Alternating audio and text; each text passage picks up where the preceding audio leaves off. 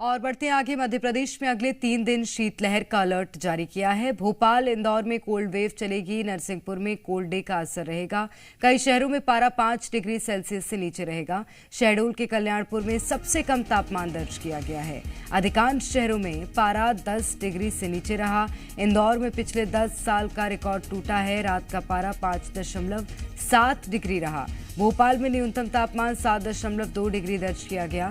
वहीं उज्जैन में सीजन की सबसे सर्द रात रही।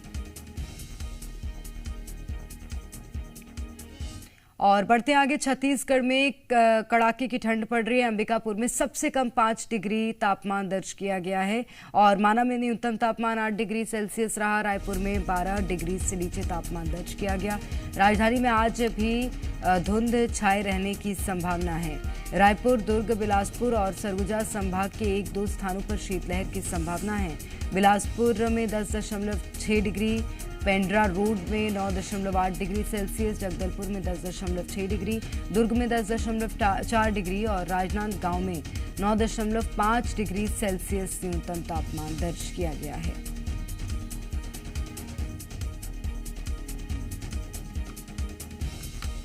और ज्यादा जानकारी लेंगे। दीपक द्विवेदी हमारे संवाददाता भोपाल से हमारे साथ जुड़ गए और राजेश निषाद हमारे साथ रायपुर से होंगे। सबसे पहले दीपक, आप ही की ओर रुख करूंगी और राजधानी के साथ साथ मध्य प्रदेश में मौसम का मिजाज कैसा है, क्या रहेगा, बताइएगा।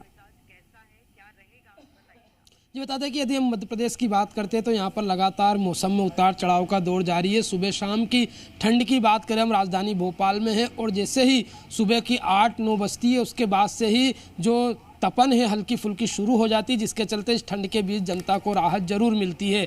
पर अभी जिस तरीके से कह सकते हैं कि पूरी तरीके से ठंड है तो उसका सितम तो नहीं, जरूर टेम्परेचर में गिरावट दर्ज की जा रही है और अलर्ट जारी किया गया है मौसम विभाग की ओर से।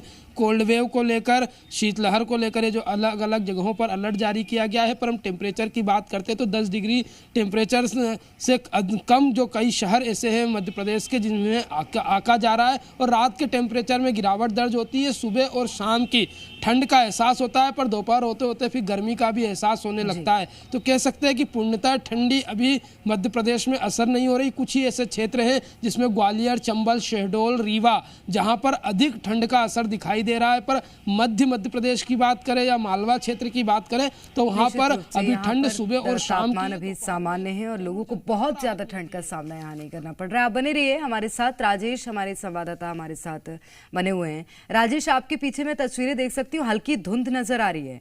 कैसा रहेगा छत्तीसगढ़ का मौसम, बताइएगा।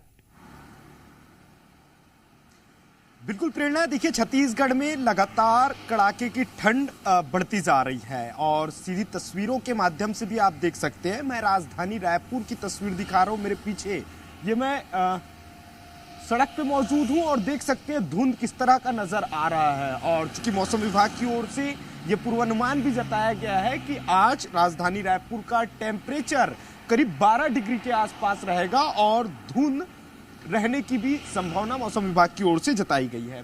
पूरे प्रदेश की यदि मैं मौसम की बात करूं तो देखिए रायपुर, दुर्ग, सरगुजा और बिलासपुर संभाग के कई ऐसे इलाके हैं जहां पे शीतलहर को लेकर के चेतावनी मौसम विभाग की ओर से जताई गई है। इन संभागों की यदि मैं जिले की बात करूं तो देखिए इन जिलों पे कहीं ना कहीं वेव का भी देखने को मिलेगा, चूंकि कबीरधाम है, इसके अलावा मुंगेली है, बिलासपुर है, गौरेला, पेंड्रा, मरवाही है, सरगुजा है, अंबिकापुर, ये वो जिले हैं जहां कहीं ना कहीं शीतलहर का अलर्ट मौसम विभाग की ओर से जताया गया है। टेम्परेचर की बात करूं तो सबसे न्यूनतम तापमान अंबिकापुर में दर्ज किया गया है। रायपुर की बात करूं तो जो माना का इलाका है, माना इलाके में 8 डिग्री तापमान दर्ज किया गया है। इसके साथ साथ राजनांदगांव की बात करूं या बिलासपुर की बात करूं या दुर्ग संभाग की बात करूं, ये वो जिले हैं जहां 10 डिग्री के आसपास टेम्परेचर देखने को मिल रहा है।